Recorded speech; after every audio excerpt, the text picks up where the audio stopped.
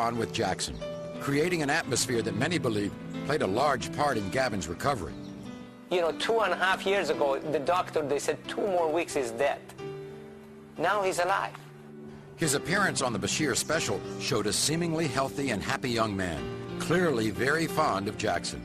And while Mr. Bashir did touch on Gavin's amazing recovery, many believe that the real focus was on Michael's relationship with the young man, especially the revelation that they had spent the night in the same room. The thing is upset me right now. The reason I'm giving you in the interview, because Gavin called me. He was crying on the phone. He went in gas station. The kid in gas station, they start kidding. Oh, you are the kid doing this with Michael. You slept in Michael. It's horrible to do to a kid. This kid been through life. He's been through horrible life so far. Since Mr. Bashir's documentary aired, Gavin and his mother have gone into seclusion after being bombarded by requests for interviews from tabloids around the world. This statement released to the press by Gavin's mother says, "I'm appalled at the way in which my son has been exploited by Mártin Bashír. The relationship that Michael has with my 3 children is a beautiful, loving, father, sons, and daughter one. To my children and me, Michael is a part of our family. In addition, she is considering action against Mr. Bashír for including Gavin in his special without parental consent." You can only take the lies for so long. And I've reached my limit. And that's why I'm doing this.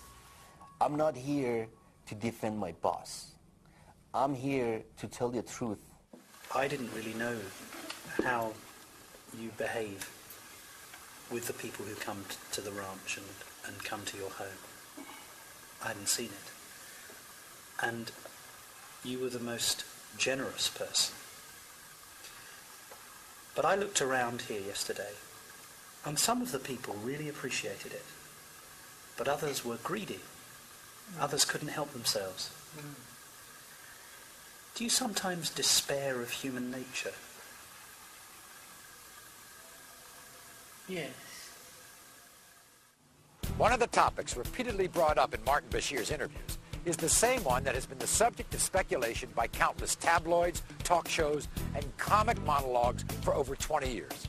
Michael Jackson's changing appearance. Having surgery or changes or whatever, cosmetic surgery or anything like that. People have that sort of thing in this country all the time. All the time. People go on a weekly basis to have things changed. And most celebrities, most movie stars, you know. So why is it such an issue that you do that? But the fact that they said I had, like I'm overly obsessed with it, is not true. That's not, the things they've said that I've done are not true. I haven't had my eyes done. I haven't had my cheekbones done. I haven't had my lips done. I haven't had my chin done. That's a lie. They just go too far. In the final interview 8 months later, Mártin Bashír is still doggedly pursuing rumors of Michael's plastic surgery. You look fine. I'm the one that looks stinky. That's a nice. But you don't look An area of his life Bashír said he felt Michael had been less than honest about. You know, you've physically changed, haven't you? The photographs of you, if I look at them. No, it's called adolescence. It's called growing and changing. Yeah, but even the shape of your face has changed. No, it has not. I've had no plastic surgery on my face, just my nose.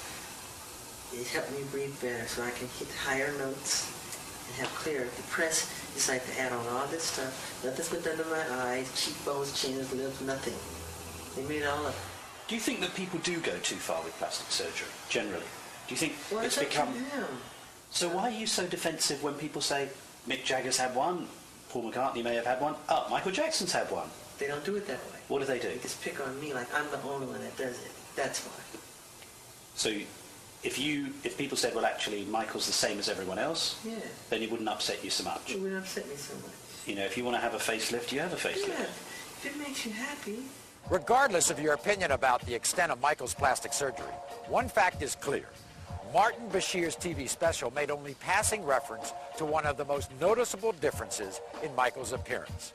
Bashír quoted people as saying that when Michael Jackson was a boy, he was a black kid. And now as an adult, he looks like a white man.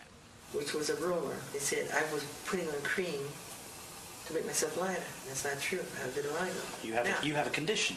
Vitiligo is a medical condition that Jackson claims has afflicted him for more than 20 years. This disfiguring skin disease affects nearly 2% of the world's population and strips all pigmentation from the skin. The result is not just pale, but porcelain white. The beginnings of the vitiligo started happening relatively early. You know, he even was trying to hide it from me. He tried to hide it for quite a while. You know, he'd always try to cover with makeup and even out his skin tone and everything until it just got so extensive. I mean, it's all over his body. We were always trying to hide it and cover it for the longest time until he just had to tell Oprah and tell the world, listen, I'm not trying to be white. I have a skin disease. The loss of pigment exposes vitiligo sufferers to great risk of skin cancer, requiring constant shade from the sun and thick makeup or sunblock to lessen the exposure. You know, in the beginning, I tried to cover the light spots to the darkest part of his skin, but then it became so extensive that we had to go with the lighter part of the skin because his whole body was reacting. He'd have to be in complete, full body makeup every inch of his body. You know, so it was easier to make the transition to him being to the lighter shade that he is. But for Michael, one of the most painful side effects of vitiligo is the reminder of the earlier skin trauma that humiliated him as a child. You talked about how when you went through adolescence, you had a terrible time. Yeah. And in fact, I had a look at some pictures of you during that period. And you did have a lot of spots. Yeah. Yeah. And being shy as I am and was, then even worse than. Terrible. It was like a disease. Perhaps the most startling omission regarding Michael's history of plastic surgery came during a discussion of the procedures that Michael admits to having. You're saying you've only ever had one piece of surgery on your nose? 2. You've had 2? As I can remember. This is where the TV show stops. But had they included Michael's answer from just 10 seconds earlier, they would have allowed him to remind us of a serious injury that severely affected his appearance. No. I was severely burned. Yeah. But apart from having that surgery because of obviously the injury of the fire. January 27, 1984. Michael was shooting a commercial that attempted to duplicate a concert performance.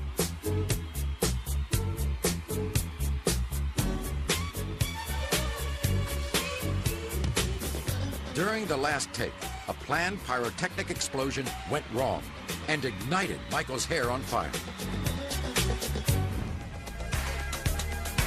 He was so badly burnt on the top of the whole top of his head caught fire right in front of my eyes. And I couldn't do anything about it. I couldn't get to him on time.